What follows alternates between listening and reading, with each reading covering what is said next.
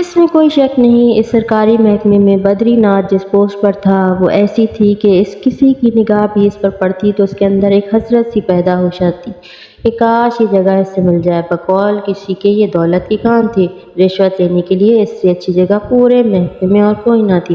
لوگ افسوس کرتے تھے کہ اس سیٹ پر بدری ناتھ جیسا گدھا بیٹھا ہوا ہے۔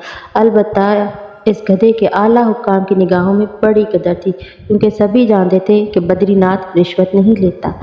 پھر جب لالا بھگوتی پرساد کے ہاں بدری ناتھ کے ماتا پتا بدری ناتھ کا رشتہ لے کر گئے تو لالا بھگوتی پرساد نے انہیں ہاتھوں ہاتھ لیا۔ وہ زمانہ ساز تھے، دنیا کو جانتے تھے اور یہ بھی جانتے تھے کہ بدری ناتھ دولت کے ڈھیر پر بیٹھا ہوا ہے۔ البتہ بدری ناتھ بڑا پریشان سا تھا، کیونکہ اس نے کبھی بھی ایک بار شردا کو نہیں دیکھا تھا۔ شردا اس کی نگاہوں میں اپسرا